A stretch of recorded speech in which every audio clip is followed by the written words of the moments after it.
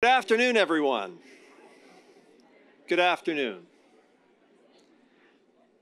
My name's Dr. Craig Monk, Provost and Vice President Academic at MacEwan University, and I'll be your MC for today's announcement. I'm so pleased to welcome you here, a fitting place, we believe, to talk about important steps being taken to grow our campus and, by extension, develop talent critical to the vibrancy of Edmonton's downtown and to the economic prosperity of our community. It's a topic we're passionate about here at MacEwan. Our university is powered by place. This institution is embedded and invested in the city center, grounded in the history of the old rail yards on which our campus stands, and committed to the role we play in the future of Ward O'Damon. Honoring our place in O'Damon, something stamped throughout our strategic vision, means a great deal to me personally. So, with that, I'd like to begin our time together in a good way by acknowledging that the land on which we gather in Treaty 6 territory is the traditional gathering place for many Indigenous people. We honor and respect the history, languages, ceremonies, and culture of the First Nations, Métis, and Inuit who call this territory home. The First Peoples' connection to the land teaches us about our inherent responsibility to protect and respect Mother Earth. With this acknowledgement, we honor the ancestors and children who have been buried here, missing and murdered Indigenous women and men, and the process of ongoing collective healing for all human beings. We are reminded that we're all treaty people and of the responsibility we have to one another. I think you'll find that place is a thread that weaves itself through the exciting news we have to share today. We are thrilled to announce that pre-construction work on the university's new School of Business building is complete, and that we're on track to get shovels in the ground early in 2024. Yes, absolutely. Those applause, it wasn't just about the traffic lessening on the back of the building. This beautiful addition to our campus and to Edmonton's skyline is made possible thanks to the Government of Alberta's significant financial contribution. On that note, it brings me great pleasure to introduce the Honourable Danielle Smith, MLA, Premier of Alberta.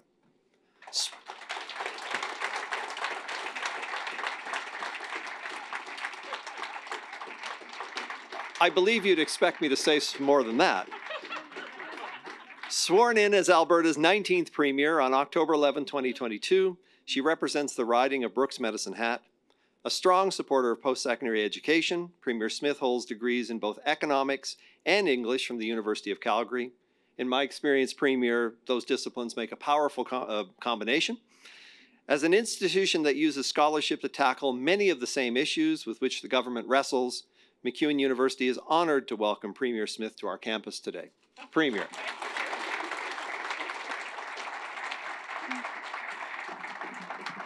Well, thank you so much, Dr. Monk, and good afternoon to everybody. I am pleased to be joined by Rajan, Sawhney, our Minister of Advanced Education. I see my Minister of Children's and Family Services, Cyril Turton, is also here, along with Carolyn Graham, MacEwan Board Chair, and Rob Seidel, campaign co-chair, as well as Councillor Ann Stevenson, to mark this exciting milestone at MacEwan University. It's always exciting to watch major projects like the MacEwan School of Business move forward. And while there is still a lot to do on the ground, I want to congratulate MacEwan for their ongoing work to move from planning and design to construction and eventual opening. For those who don't know, and I'm sure most in this room do, MacEwan has had a presence in downtown Edmonton since it opened its first campus in 1971. And it grew to include several more facilities in other areas of the city. But once this wonderfully unique city center campus arrived in the 1990s, MacEwan's leadership made what I think is a very wise decision to make downtown Edmonton MacEwan's home. Today, MacEwan brings 20,000 people downtown every day. That's a quarter of Edmonton's daytime downtown population. MacEwan students, faculty, and staff interact with the public to create a lively social and cultural ecosystem in the north side of downtown. And of course, MacEwan delivers creative, innovative, and high-demand programming that is crucial to developing needed skills and talent in our workforce, which are integral to Alberta's economic future. With enrollment at an all-time high of more than 19,000 students and with a vision to grow to 30,000 students by 2030, this expansion couldn't come at a better time.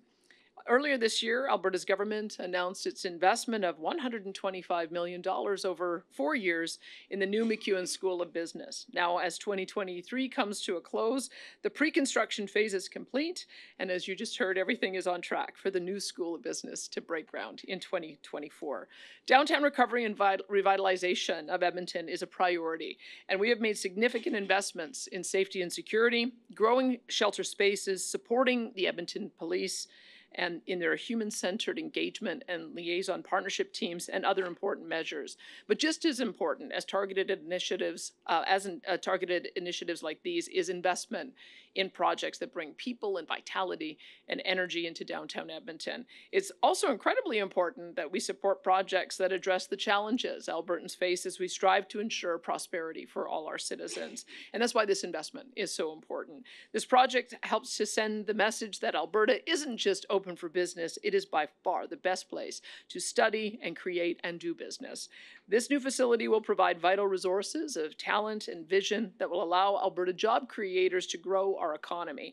And I know that through our partnership with the MacEwan, as well as with all of our post-secondary institutions, we will continue building a strong future for Albertans, one that includes a strong Edmonton and Capital Region. I'm looking forward to seeing the ongoing progress on the new School of Business and how it helps to reinvigorate downtown Edmonton, the city, and the Capital Region as a whole. Thank you so much, and you'll hear from my minister as well.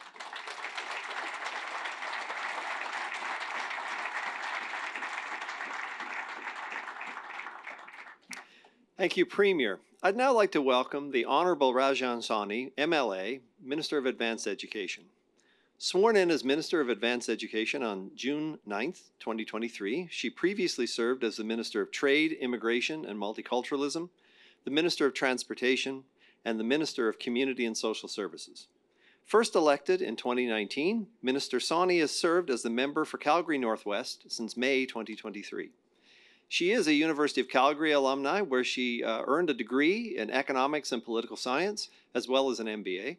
Those are some great academic disciplines as well, Minister. Minister Sawhney is dedicated to growing post-secondary participation in Alberta and building the province's future workforce. Welcome to MacEwan University, Minister.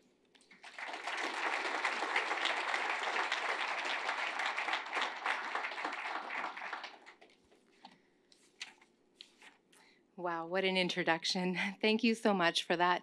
Thank you, Premier, for your leadership and being such a great and strong champion for this project.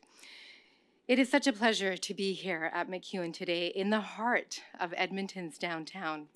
As Premier Smith mentioned, MacEwan University has been a major presence in downtown Edmonton for a good portion of its 50-plus years. MacEwan is not just a significant economic driver in Edmonton.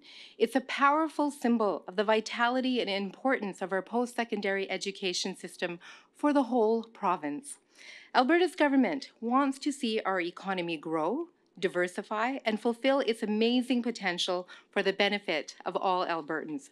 That is why we are committed to investing in our post-secondary programs and spaces. Our government's contribution to the new School of Business, alongside the fundraising efforts of the MacEwan Means Business campaign, represents a critical investment in Alberta's talent development. We are investing in the skills our province needs to support economic growth and prosperity.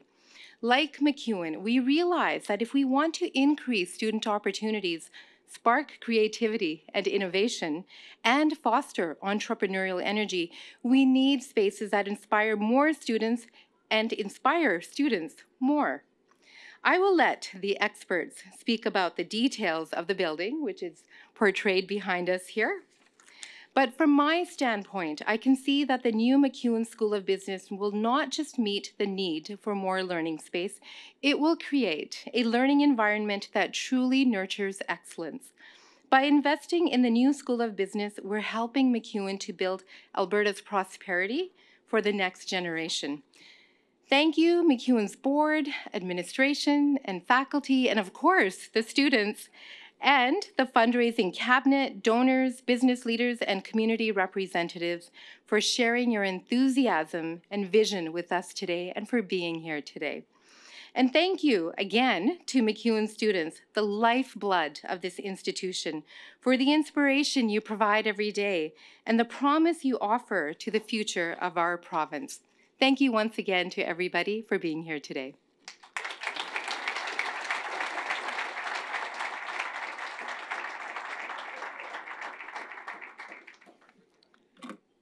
Thank you, Minister Sawhney.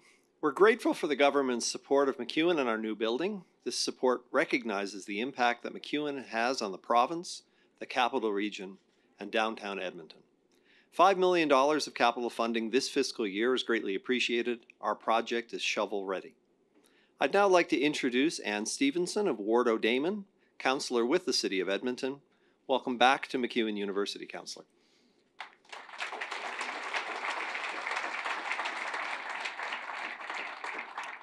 Hello and good afternoon. My name is Ann Stevenson. I have the honor of representing Ward O'Damon on Edmonton City Council. And I'm delighted to be joined today by my colleague, Councillor Tim Cartmel. And on behalf of Mayor Sohi and all of my colleagues, so happy to be here to share in this special day. MacEwan is a huge part of the heart of our city. Nearly 20,000 current students that adds so much vibrancy and culture to our downtown, and it's thrilling to picture another 10,000 joining by 2030.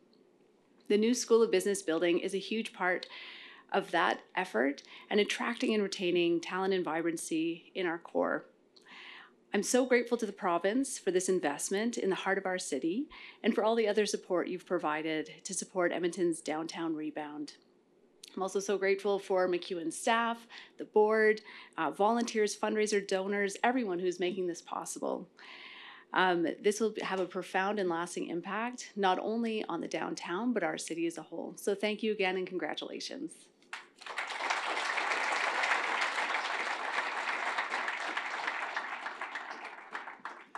Thank you, Councillor Stevenson. Hearing from our elected officials today about the importance of MacEwan to the province and the city reinforces how special is MacEwan University and the critical role it plays. I know that Carolyn Graham, Chair of MacEwan's Board of Governors, is deeply committed to ensuring that we reach our full potential in delivering on this critical role. Now in her second term as MacEwan University's Board Chair, she has overseen incredible milestones for the institution, including installing its first Chancellor, Dr. Tony Fields, and approving our strategic vision, Teaching Greatness. I'd like to welcome our board chair to the podium.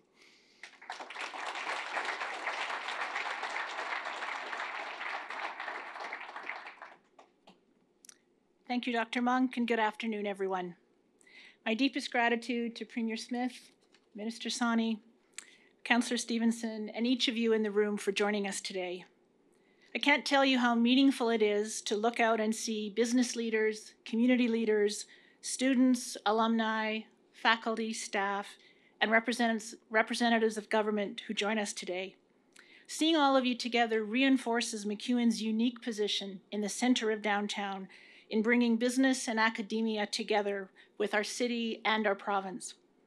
As Alberta's premier undergraduate university, we are laser focused on teaching greatness.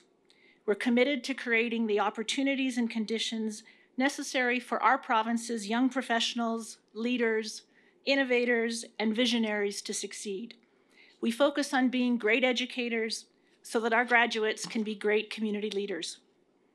Growing the number of students we educate is critical to serving the capital region. Enrollment at MacEwan, as you've heard, is at an all-time high, 19,200 students this year, with a target to reach 30,000 students by 2030.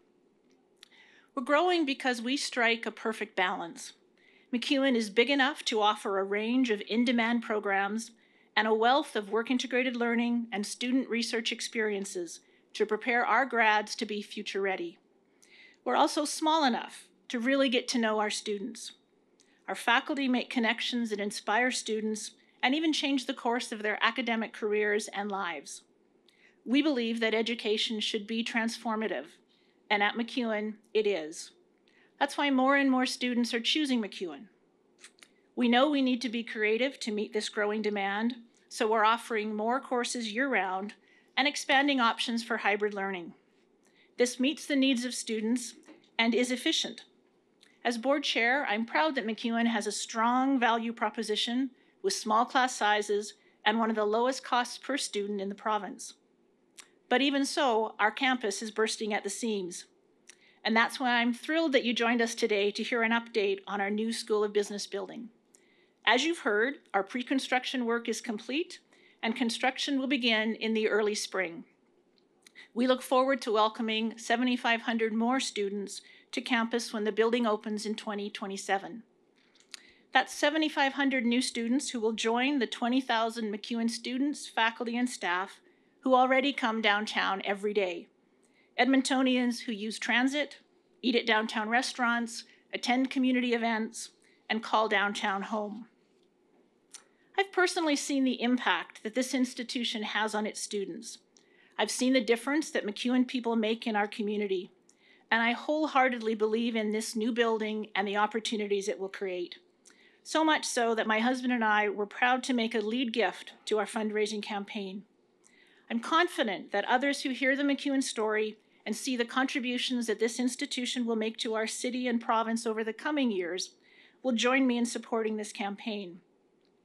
None of this would be possible without the generous investment of the Government of Alberta, the fundraising efforts of our phenomenal MacEwan Means Business Campaign Cabinet, and the commitment of community leaders who share our dedication to ensuring this university, this community, this city, and this province continues to thrive.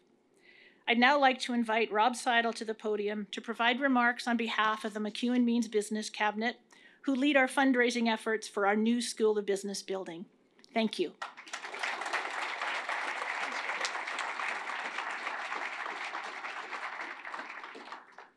Well, good afternoon, everybody. Thank you so much for taking the time out of your busy days to be here. It's a pleasure to be here, joined by Premier Smith, Minister Sawhney, Councillor Stevenson, and so many others that are invested in the success of MacEwan and our city. As we have many previous board members here, and I'm joined by John Day, my co-chair in the MacEwan Means Business campaign. John and I were approached to assist with the fundraising initiative. Of course, we responded quickly, as everybody who's been associated with MacEwan regularly does. We're also joined by many of our cabinet members today, our MacEwan Means Business cabinet members, and appreciate their support.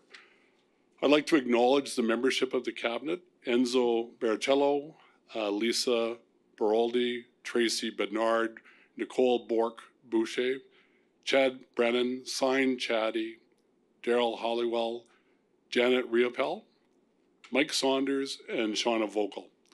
Thank you for your contributions.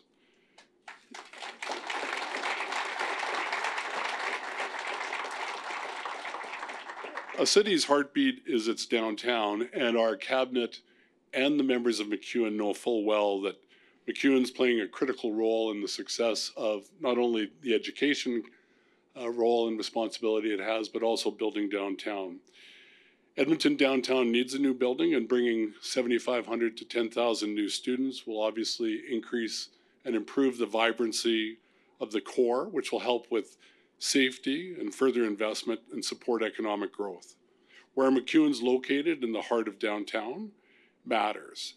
It's the confidence and confluence of all relations.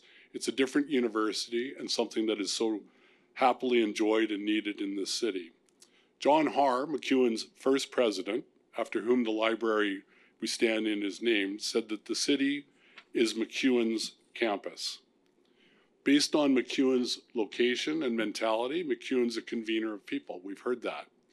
It brings business leaders, community builders, elected officials, students and faculty, and our partners in government together to create new ideas, new leaders, and to address real-world problems. As we look around the room today, we'll see community leaders, business leaders, leading faculty members, and members of all order of government who have joined here today committed to build a brighter future and a more prosperous future. As you can imagine, most cities in Canada and around the world would be envious of having a downtown university.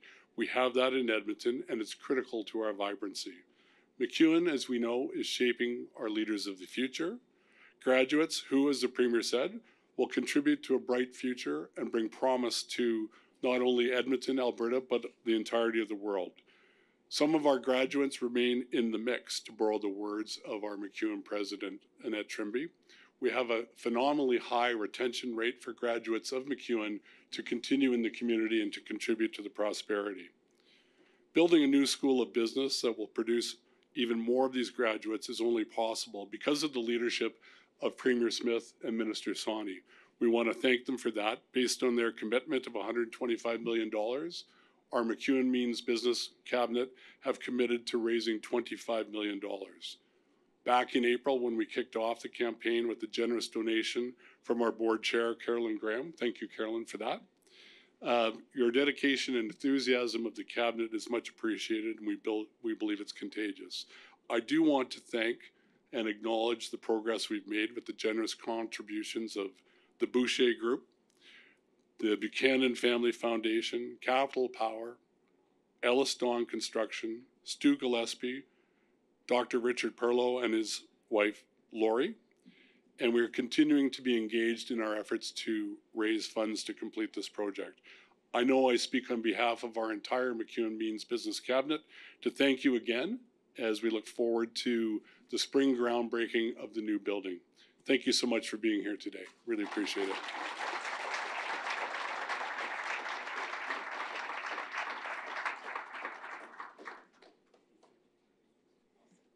Thank you, everyone. I'd like to thank Premier Smith, Minister Sawhney, Councillor Stevenson, Carolyn Graham, and Robert Seidel, members of our MacEwan Means Business Campaign Cabinet, and to all of you for joining us today. It's been my great privilege to have been a professor in Alberta universities for more than 25 years, and a gathering like this one today of friends, old and new, is a real sector highlight. I can't emphasize how much it means to us, to this university, to have the support of government and of the community as we grow. It really is an exciting time to be at MacEwan. We like to say that Alberta needs more MacEwan. Well, you'll soon see more of us on the corner of 109 and 105. Thank you, everyone.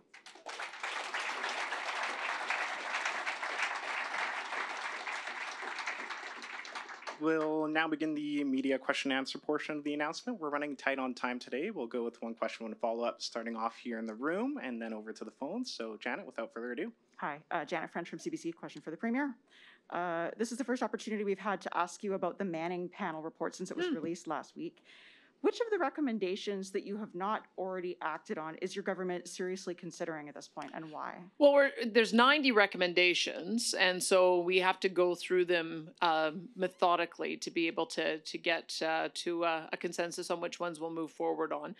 But you see that they recommended a variety of changes to a large number of pieces of legislation. So I don't want to prejudge what our cabinet and our caucus will come up with, but generally speaking, we have been moving in that direction with the changes that we're making to the Public Health Act so that people know who's accountable in the event of a pandemic. It should be the cabinet. So we've already made an initial change on that. They suggest making some changes along that vein, and so don't be surprised that we'll be going in that direction. Okay, just a follow-up. Today, Liberal MP George Shahal tweeted a letter that apparently came out, was sent to him and several Conservative MPs on the day the report was released from Preston Manning, suggesting that this report be used by the federal Conservatives in their campaigning against the Liberal NDP coalition. So I'm just curious, how do you explain why Alberta taxpayers paid $2 million for this nonpartisan report that the panel chair suggests should be used as a political cudgel? Well, Preston Manning, as I understand it, sent that out from his own personal email, and so you can ask him about that. But we had given Mr. Manning the latitude to be able to do his own media on it, make people aware that it was available. And it doesn't surprise me that he wants to see other politicians look at the recommendations, take them seriously, and see if they would act on it. Thank you, Janet. Thank you. Shayla Anskalski with CTV News here in Edmonton. First, for the Premier, wondering if you can comment on the recent firing of the Executive Director at the University of Alberta Sexual Assault Services Centre for endorsing the pro-Palestine open letter calling into question reports of sexual violence against Israeli citizens. Do you support that dismissal? Yes, I do unequivocally support the University of Alberta in their decision to dismiss the director. If you're going to believe women, you have to believe all women. And if you're going to be an agency that supports women, you need to support all women. And so we feel that this decision goes in the direction of making sure that all women on campus feel like they will be heard when they go to the center, because anti-Semitism of any kind can't be tolerated. And following up on my colleague Janet French's question, I understand what you're saying. Manning can speak for himself. Mm-hmm. Preston Manning told me in an interview last week that the board that you appointed was independent of your government. And yet in this email to Conservative MPs, he's garnering support, saying that your government needs this to support this report, this initiative from your government. How do you expect Albertans to believe that these recommendations are in fact independent? Well, they are independent. We chose Mr. Manning, and I gave him the latitude to choose the other advisors on that committee who would be able to add to their expertise to the recommendations. So there's good information in that report. It doesn't surprise me that he would want to see other levels of government. I suspect he would probably ask other provinces to consider it too. I would like to see that we do a look forward to see how all of us can do a better job managing the pandemic. So I have no problem with him taking the steps that he did as an independent chair of that committee. Hello, Morgan from Global Edmonton, also sticking with the Manning report topic. Do you think that might influence future efforts to keep things nonpartisan? I know you recognize that he could speak for himself and things like that, but I think when taxpayer dollars are involved, people want to know where things are being used, who's being open to it. Would that influence future reports? Look, Mr. Manning was chosen to lead our effort because he was very vocal during the lockdowns about some of the ways in which we needed to do a better job of balancing the individual rights of people, being mindful of what future health harms there might be.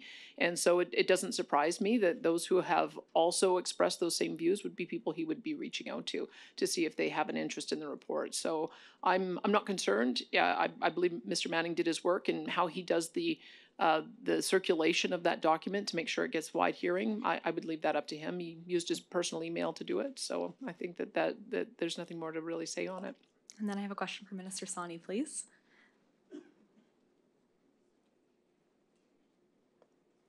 Also speaking to the U of A director dismissal, why was it important for you to speak out and stand firm on that?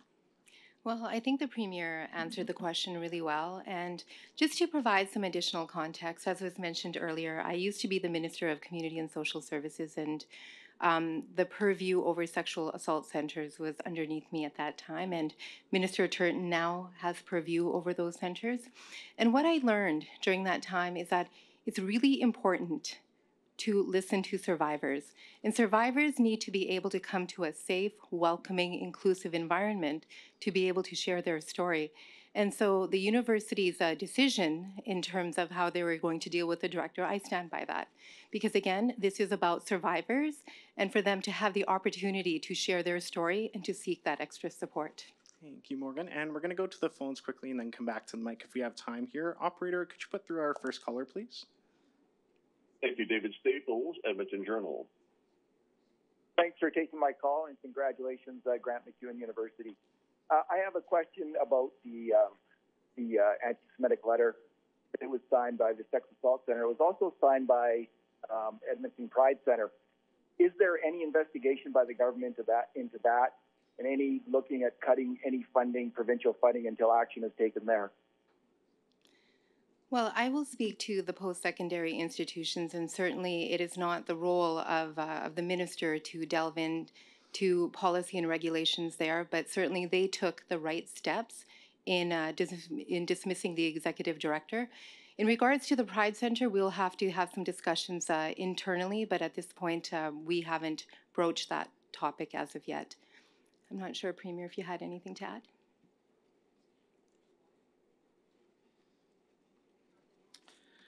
Only that we know that there were a number of other signatories, professors at the University of Alberta, staff at Alberta Health Services, and you, of course, mentioned the Edmonton Pride Center. These individuals are accountable to the agencies and boards that oversee them, and we would look to the agencies and boards that oversee them to hold them accountable and to deal with them appropriately. And did you have a follow-up, David? Thanks. Yes. So Edmonton downtown is struggling like a lot of downtowns post-COVID and with crime. And I'm just wondering, how big a role can Grant MacEwan play in light of this new investment and its just ongoing role in terms of helping revitalize and keep downtown going? There's a number of different aspects, I think, to making sure that we have a vibrant downtown. I think Rogers Place and the ICE District, especially as well, since they're contemplating a second phase of the ICE District, having this many young people downtown, hopefully also living downtown and staying downtown before and after classes to be able to help give the vibrance to the community. The work that we're doing as well with Edmonton Police in helping to police some of the public disorder. I think that's an important aspect. Finding a new home for Boyle Street as well. That's also another area that we've been assisting the agencies in doing. So all of these in combination, I think, are going to be helpful. We have an underlying problem of a mental health and addiction crisis, and it's part of the approach we're taking with our recovery-oriented system of care to build out 11 recovery communities so that we have an alternative place for people to go so they can get the treatment that they need to get back onto an independent life. And so we've got a little bit more work to do. We only have 2 of those centers open at the moment, one in Red Deer and one in Lethbridge, but 9 more are coming. And we hope that that will also add. But the work, I can tell you, we hear in Calgary how much they want to see something similar in downtown Calgary. So I think that's a testament to what the beautiful campus environment that MacEwan has created, that other cities are looking to emulate it. Thank you, David. And it looks like we have time for just one more question, maybe 2. We'll take one more from the phones here. Operator, could you put through the next caller? Thank you, Rick Bell, Calgary Sun. Good afternoon. A question for the Premier about the provincial pension plan. Obviously not your first question on this issue. A recent poll shows that support is going up for the plan. It went up about 6 points since April, but it still is 21 points. The yes side is 21 points lower than the no side. How do you think the acceptance of exiting the Canada Pension Plan is actually going? Well, I would say that there's a number of people who maintain an open mind and want more information. And the 2 pieces of information that came out of the consultations, and I believe there's one more to do, were that people wanted to have more information about portability. So I think we have to do a little bit more work so that people understand how that would work. Yeah, Quebec has already figured that out. And so we have to do a little bit more information gathering and dissemination on that. But the big issue is, what is the actual number of the asset transfer? And that is, the federal government disputed it, and we were happy to see a couple of weeks ago that Chrystia Freeland agreed that she'd work with the chief actuary to do an assessment of the legislation and come up with what they think is their alternative number. We went through and did the math. That's why we hired the life work to do the work for us. The appendix goes through and shows our work. It shows each year how much Albertans paid, how much our seniors received, what was left over, and how much it was invested at to be able to arrive at our figure. And so I'd be quite interested to see what they have as an alternative. I hope it doesn't take too long so that we can avoid unnecessary legal wrangling. But it's when we get that information that I think we'll be able to get a final picture of whether Albertans are prepared to go to a referendum on this. In the end, if Albertans don't want to go to a vote, we won't go to a vote. If it is unclear and it looks like they may want it to go to a vote, we will, but Albertans will decide. And did you have a follow-up, Rick? Yes. But are you confident? How confident are you that Albertans will come to a yes, at least to a yes in the referendum?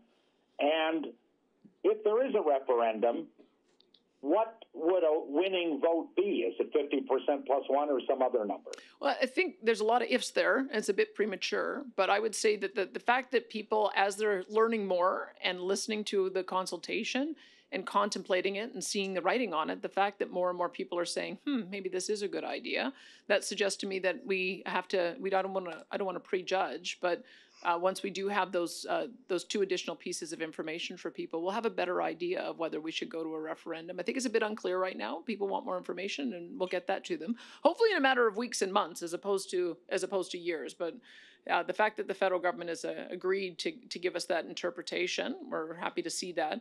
Ultimately, it may have to go to a court to decide if the interpretation is too far apart. But we'll just let that process play out.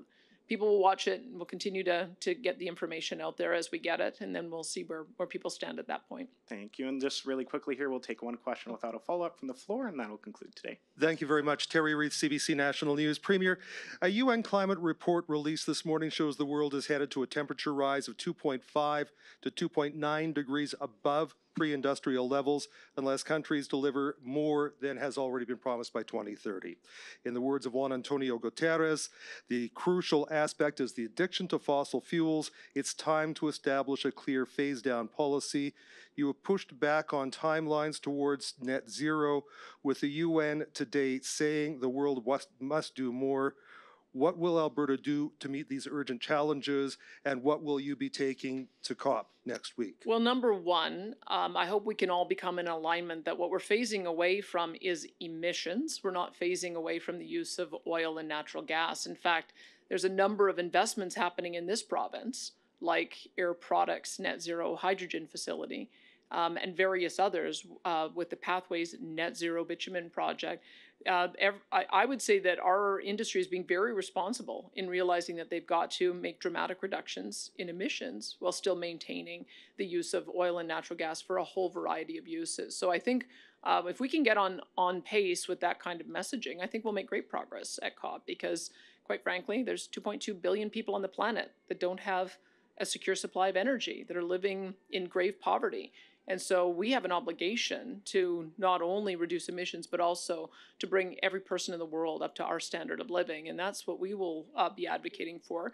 The other thing that I would hope that we could come to an agreement on is that Canada can play a role in exporting our technology, our know-how, and our cleaner LNG in order to reduce emissions from higher polluting fuels and higher emitting fuels like coal and wood and other fuels. So those are a couple of the messages. Plus, we've made dramatic increases or strides in reducing methane emissions. The report that came out from a couple of environmental groups using old federal data was not accurate.